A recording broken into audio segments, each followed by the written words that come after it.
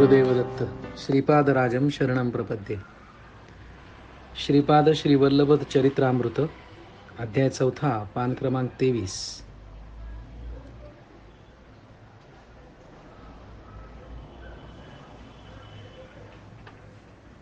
प्रत्येक ग्रहास मानव शरीरातील थोड्या विशेष भागावर अधिपत्य असते.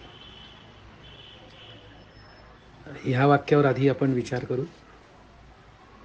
ग्रह हे शरीराच्या संदर्भात बाहेर आहेत, पण आपण जर पिंडी ते ब्रह्मांडी अशी जी श्रुती आहे, शिकवण आहे, सांगणं आहे, त्याचा विचार केला तर जे पिंडात आहे तेच ब्रह्मांडात आहे. याचा अर्थ काय की सर्वत्र जे आहे ते अंशात्मक तरी माझ्यात आहे, पिंडात आहे, जीवात्म्यात आहे.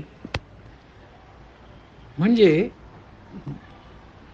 क्वांटिटीमध्ये फरक असेल, क्वालिटीमध्ये नाही.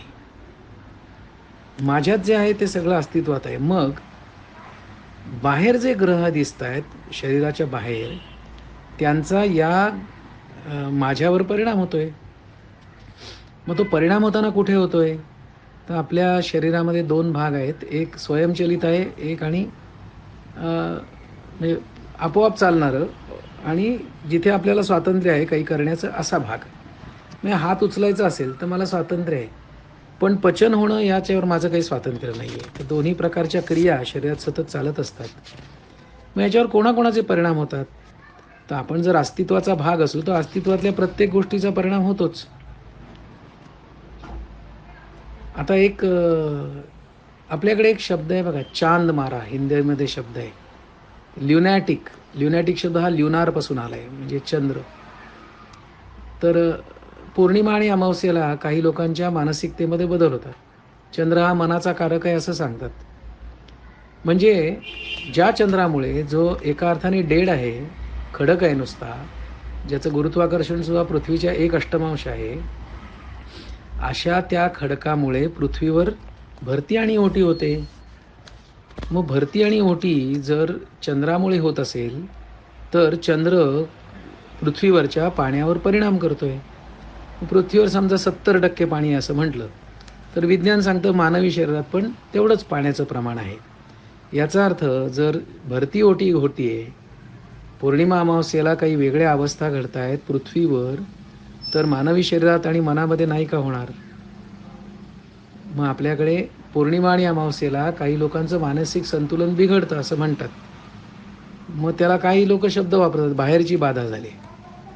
आता चंद्राचा जो परिणाम होतोय पौर्णिमा अमावस्येला, तो मानवी मनावर होतोय, शरीरावर होतोय. मग चंद्र हा सर्वात जवळचा आहे म्हणून त्याचा परिणाम होतो. सूर्य 8 प्रकाश वर्ष 8 मिनिटं इतक्या अंतरावर आहे. मग म्हणजे तिथून निघालेले प्रकाश किरण पृथ्वीवर पोचायला 8 मिनिटं लागतात, आणि प्रकाशाचा वेग आहे 3 लाख किलोमीटर एका सेकंदात. इतक्या अंतरावर असलेल्या सूर्याचे सुद्धा पृथ्वीवर परिणाम होत आहेत का? तर विज्ञानाने काही नोंदी ठेवलेत अनेक वर्षाच्या, आणि असं दिसतं की दर 14 वर्षांनी सूर्यावर जे हायड्रोजनचे स्फोट होतात ना, त्याप्रमाणे पृथ्वीवरच्या कुठल्याही झाडाचा जर आडवा छेद घेतला ना तर 18वी रिंग वेगळी असते बघा, ते वलय वेगळं असतं. असे खूप प्रयोग झालेत की सूर्यावर काही घडलं की त्याचा परिणाम पृथ्वीवर होतो.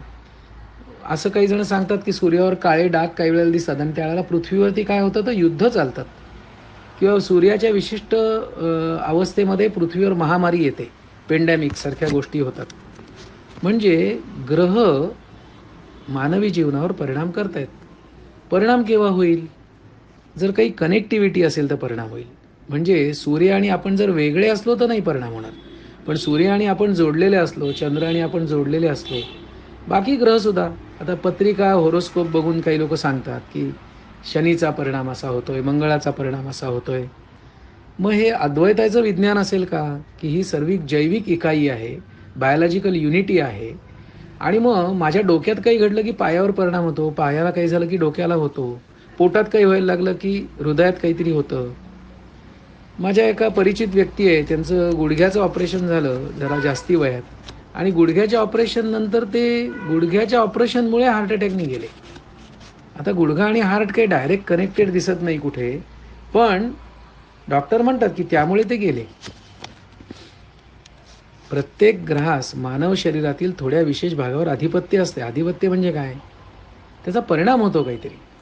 मग हे सगळं अस्तित्व. आणि आता उलटा पण विचार करू की गवताच्या काडीवर जर सूर्याचा परिणाम होतोय आणि गवताची काडी जर सूर्याशी जोडली गेली तर गवताच्या काडीत काही झालं तर त्याचाही सूर्यावर परिणाम होणार आहे.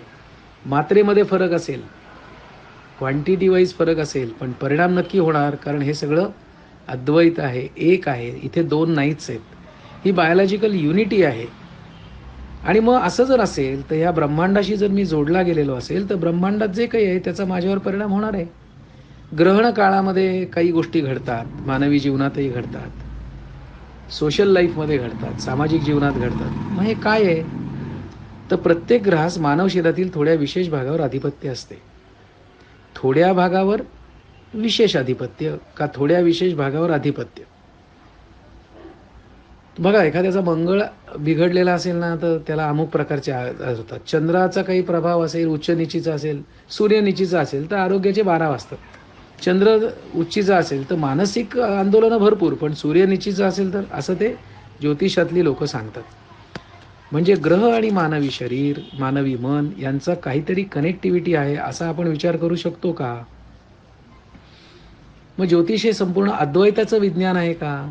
हे सगळं एक आहे म्हणून परिणाम घडत आहेत. आणि त्या परिणामांचं जे शास्त्र लिहून काढलंय ते ज्योतिषशास्त्र असेल का? पुढे म्हटलंय ग्रहबाधा असल्यास मानवाच्या शरीरातील कोणत्या भागावर त्या त्या ग्रहांचे अधिपत्य असते तेच पीडित होतात. म्हणजे आजार जे आपल्याला होतात ना, आता रशियामध्ये क्लिनलियन फोटोग्राफी जी डेव्हलप झाली तर तो तुमच्या ऑराचा फोटो निघतो. मग ऑरामध्ये आधी आजार तयार होतो, तुमच्या तेजोवलयात आजार होतो, मग त्या शरीराच्या विशिष्ट भागात आजार होतो. म्हणजे आजार सूक्ष्म रूपात आधी तयार होतोय, स्थूल रूपात नंतर व्यक्त होतोय. मग तो ऑरा कशाने डिस्टर्ब होतो, कशाने चांगला होतो, कशाने शुद्ध होतो, असाही अभ्यासाचा विषय असू शकतो. मग काय पीडित होतं? तर ग्रहबाधा असल्यास मानवाच्या शरीरातील ज्या भागावर त्या ग्रहांचे अधिपत्य असते म्हणजे कनेक्टिव्हिटी असते ते भाग पीडित होतात. विश्वचैतन्यापासून प्रवाहित सूक्ष्म स्पंदनामुळेच इष्ट अनिष्ट फळांची सिद्धी होते. मग विश्वचैतन्य कुठे आहे? तर सर्वत्र आहे. मग ते प्रवाहित कुठे आहे? तर सर्वत्र प्रवाहित आहे. मग ते कसं आहे? तर सूक्ष्म आहे आणि ते स्पंदन रूपात आहे. आणि त्याचा परिणाम म्हणून इष्ट आणि अनिष्ट फळांची सिद्धी होते. पण त्या चैतन्याचं म्हणणं नाही आहे की मी इष्ट फळ देतोय, अनिष्ट फळ देतोय, चांगलं वाईट. चैतन्य एनर्जी न्यूट्रल आहे. स्पंदनांमुळे आकर्षण किंवा विकर्षण होते. हा सगळा ऊर्जेचा जो आकर्षण विकर्षणाचा खेळ आहे तो आपोआप चाललाय का कोणी करतोय असाही विचार करता येईल.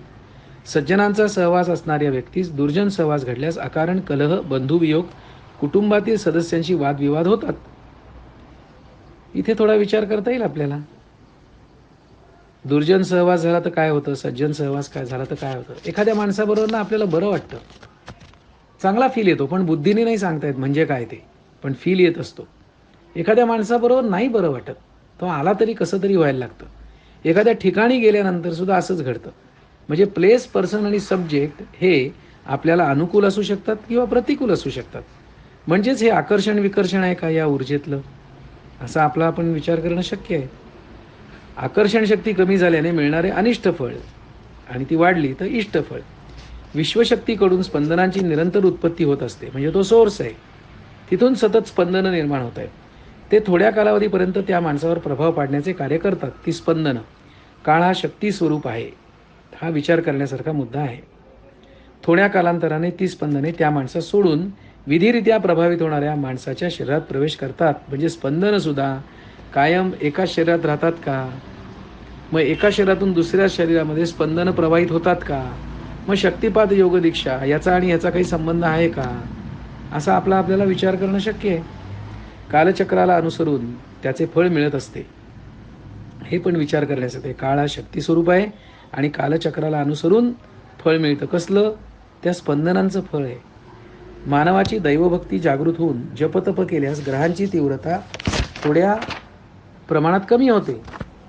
पण दैवभक्ती जागृत होणं हे आपल्या हातात आहे का? का ती होते?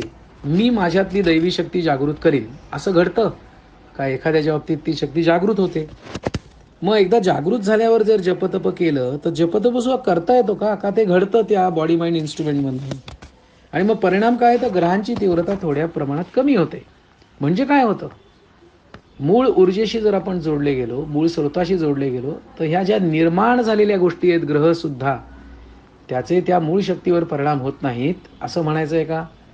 म्हणजेच सोर्स जो आहे, जो क्रिएटर आहे, त्याच्यावर क्रिएशन ऑब्जेक्ट परिणाम करू शकतं का, असा मुद्दा आहे का? महात्मे लोक विश्वकल्याणाची इच्छा करून विविध प्रकारचे यज्ञ करीत असतात. आता यज्ञ म्हणजे काय, विश्वकल्याण कशाला म्हणायचं, आणि महात्मे करतात म्हणजे काय? त्यांच्या तपाचे फळ सुद्धा दान करीत असतात. म्हणजे त्या यज्ञाने काही मिळालं तर ते स्वतःला ठेवत नाहीत. इदम न मम.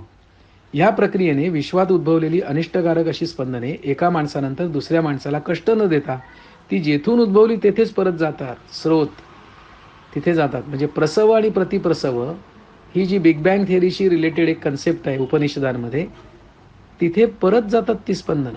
म्हणजे मूळ बिंदुस्थानात जातात. यालाच तिरोधान म्हणतात किंवा प्रतिप्रसव म्हणतात. थोडे पुण्यकार्य केल्याबद्दल विशेष शुभफळ मिळाल्यास त्यास अनुग्रह असे म्हणतात. म्हणजे काम कमी केलं आहे पण फायदा जास्ती झाला आहे, तर तिथे अनुग्रह शब्द आहे. असा छोटा छोटा विचार आपला आपण करूया, चिंतन मनन करूया, आपलं सत्य शोधूया. आपलं सत्य आपल्याला मुक्त करू शकतं, पुढे नेऊ शकतं, दुसऱ्यांची सत्य नाहीत. मग ती संतांची सत्य असोत, ऋषीमुनींची सत्य असोत, ती त्यांची सत्य आहे. त्यामुळे विनंती वारंवार हीच करावीशी वाटते, मानो मत जानो, खुद ढूंढो.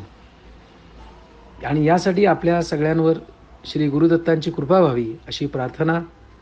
श्रीपाद राजम शरणम प्रपद्ये. गुरुदेव दत्त. धन्यवाद.